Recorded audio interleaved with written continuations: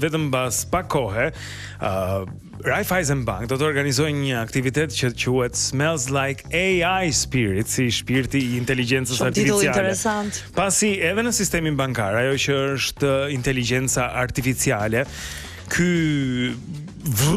revolucion teknologjik që po e përjetojmë të gjithë, sigurisht që ka hyrë edhe Raiffeisen Bank është në pararojë të kësaj, të aplikimit të inteligjencës artificiale për klientët e vet, për metodat e veta të bërit punës. Pra edhe në shërbimet bankare. Absolutisht. Po për të folur pak më shumë për këtë, se si AI po ndryshon sistemin bankar, si po e bën atë më shërbyes ndaj klientëve, ne kemi sot në studio Erion Serdin, që është antar i bordit për teknologjinë e informacionit dhe operacionet në Raiffeisen Bank. Erion, mirëmëngjes, mirë se ke ardhur. Mirëmëngjes, mirë se erdhe në Wake Up. Mirëmëngjes, shumë faleminderit për ftesën, shumë i lumtur që jam në emisionin që shoh çmëngjes.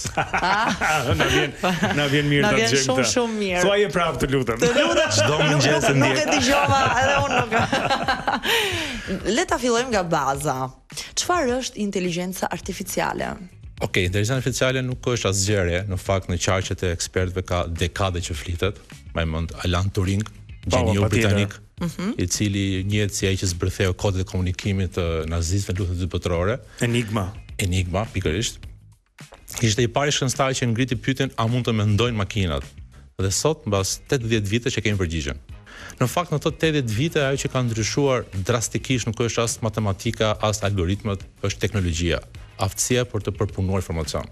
Kështu kompani si OpenAI apo Google arrin të procesojnë dhe të trajnojnë modelet e tyre me qindra miliarda dokumenta në afat të shkurtër. Ndërkohë që njeriu do të duheshin qindra jetë për të lexuar gjithë këto informacione. Dhe në një mënyrë të thjeshtë, inteligjenca artificiale do ishte një tru elektronik i cili është trajnuar praktikisht mbi çdo dokument që ka gjeneruar njerëzimi dhe arrin jo vetëm të përgjigjet, por edhe të kuptojë. Kjo është e rëndësishme. Në kontekstin e bankës patjetër që është kur aplikacioni të sugjerojë një produkt të ri, kur transaksionet mbrohen ose kur ti me një përgjigje të shpejtë.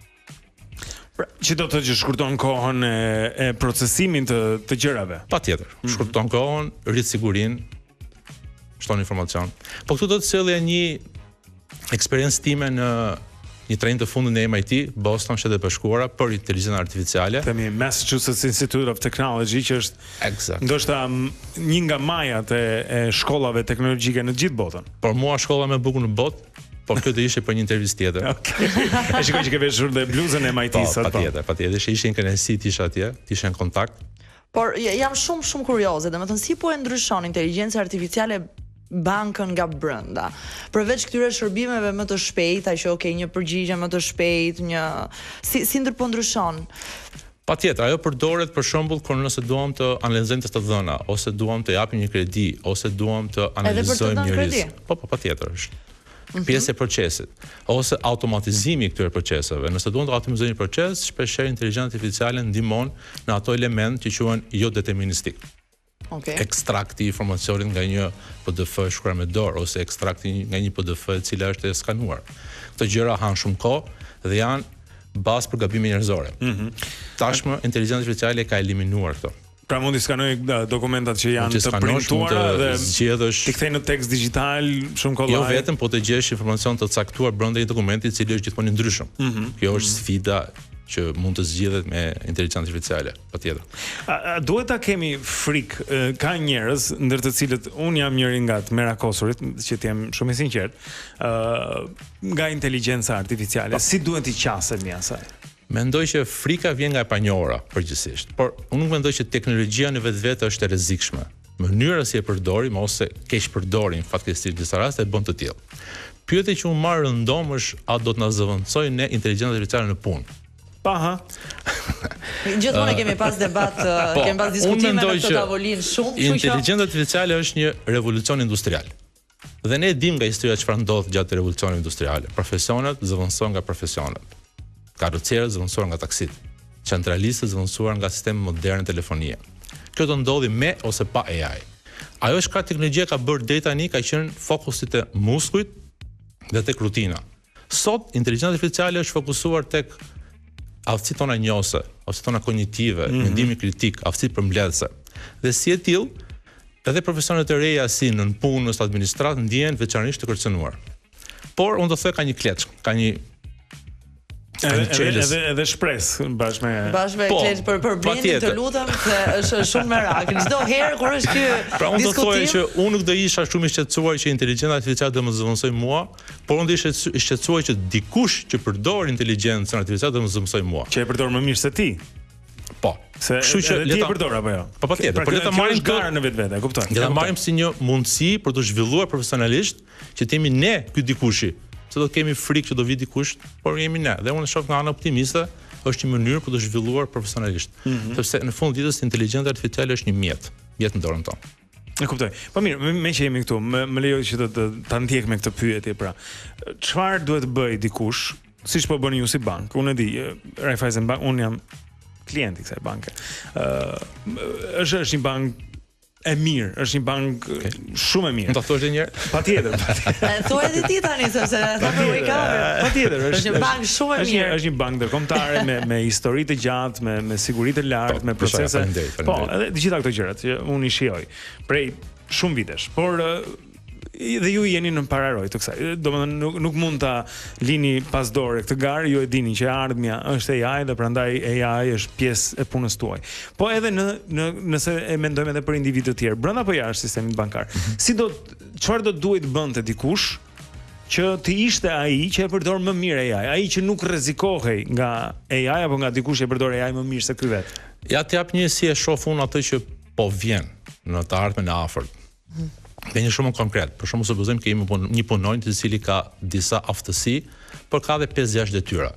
Jam i bindur shumë shpejt për këto 5-6 detyra, ky punonjës do ketë në dispozicion 5-6 agent inteligjent që do ndihmojnë të bëjë këto detyra dhe ai do duhet të supervizoj këto 5-6 agent.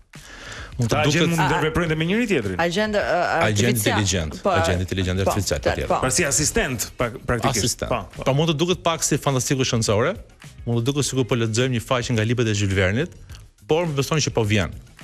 Edhe për profesione të caktuara po ndodh. Për shembull, zhvillimi i aplikacionit sot mund të bëhet me ndihmën e këtyre agjentëve.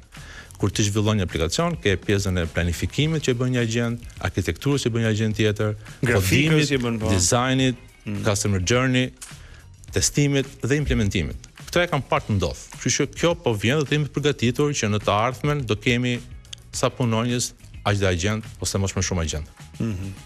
Pra do jenë vetëm instrumente sipas mendimit tënd, nuk është se do të zëvendësojnë aftësitë. Do jenë mjete pune. Aftësive që atë po thoja, mjete pune do jenë edhe mjete pune që do akselerojnë, do përshpejtojnë njerëzit në mënyrë që njerëzit të kenë më shumë kohë të lirë për të marrë me marrëdhënie reale me klientin, përmirësim procesi, përmirësim shërbimi, se ta humbim kohën me gjëra rutinë. Që faktikisht është fiksa ajo që po ndodh me Raiffeisenin, që klienti ndoshta, domethënë ndihet më i kuruar, më i dëgjuar. Kjo çfarë fiton klienti? Tani unë mendoj që gjithë avancimet teknologjike në fund të ditës duhet të bëhen për njeriu dhe për klientin. Po nëse shkojmë pak në kohë, mendoj që për shembull klienti do përfitojë një bankë që e kupton. Kur ti të propozohet një produkt të cilin ti s'e ke kërkuar akoma, por thjesht sepse ty të përshtaten në varësi të profilit dhe të sjelljes.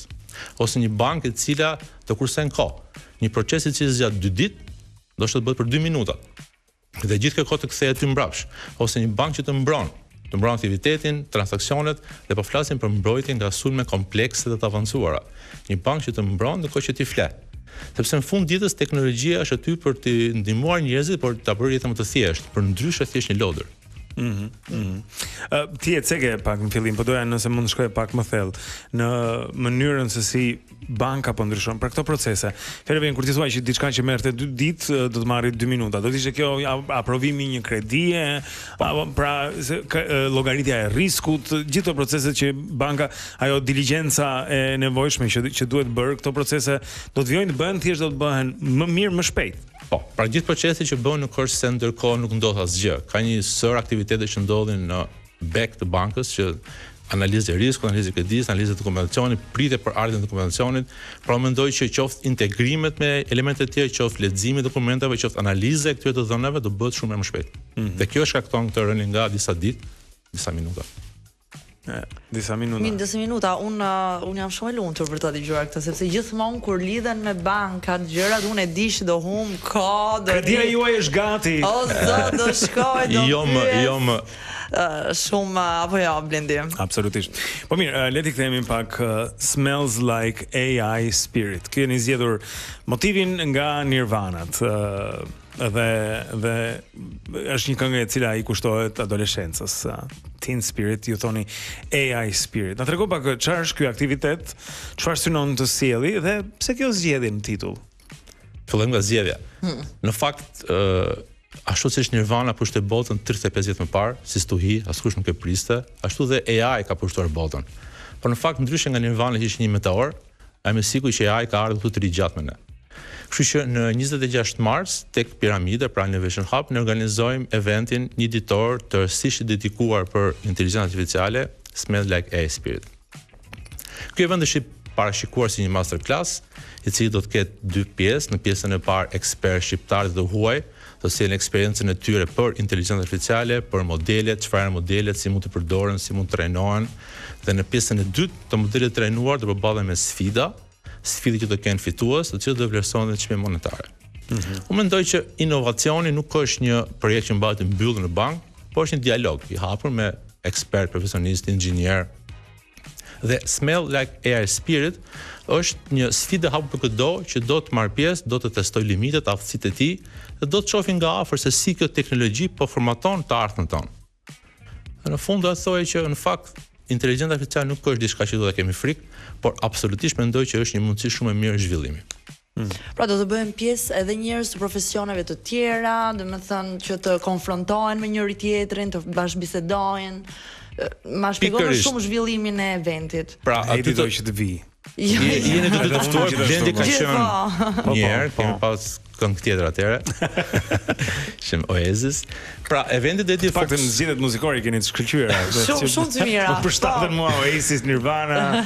Jemi okay. Piqemi, po. Eventi do të organizuar drejt përdorimit të AI-t në enterprise, në institucione, në korporata. Se të gjithë mund ta përdorim AI në telefonat tanë, por kur vjen puna në një korporatë, sidomos në një bankë që është e rregulluar, situata nuk është kaq e thjeshtë. Dhe prandaj janë këto metodat për përdorimin e modeleve inteligjent, çfarë duhet bërë me këtë model, si duhet trajnuar, si duhet konfiguruar, si duhet vendosur në ato që quhen guardrails ose në kufin, që ky të mos dalë jashtë, të mos marrë vendime të gabuara, dhe në fazën e dytë do ketë sfida, që ne do t'i japim sfida të ftuarve për të zgjidhur me këto modele dhe fituesit e sfidave do të marrin dhe çmime monetare. Wow, interesante. Një gjë më shumë për të shkuar. Erion, edhe një moment fundit, me që të kemi këtu. Kur ti përmende këtë agentic AI, pra nga një chat, siç është përdorimi më masiv në popullat për ditët e sotme, duke hequr minjan korporatat edhe ato që përmende, të paturit e agjentëve, për ta qartësuar pak edhe për ata që pra unë si Blend apo ti si Erion apo Heidi, mund kemi agjentët tanë. Unë e përkufizoj edhe si asistentët tanë. Pra agent AI, cilëve u themi më bëj këtë gjë. Apo më bëj këtë kërkim, më sill këtë program, më ndërtoj një lloj aplikacioni të tillë.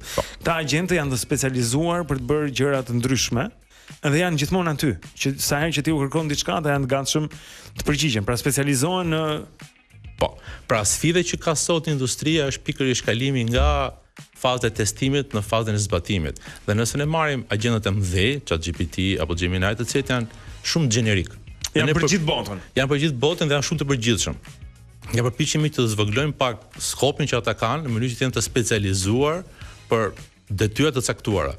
Kjo rritje specializimi, zvogëlimi I detyrave e bën më inteligjent dhe më të saktë agjentin. Sepse në rastin kur përdoret për qëllime personale, nuk ka shumë rëndësi.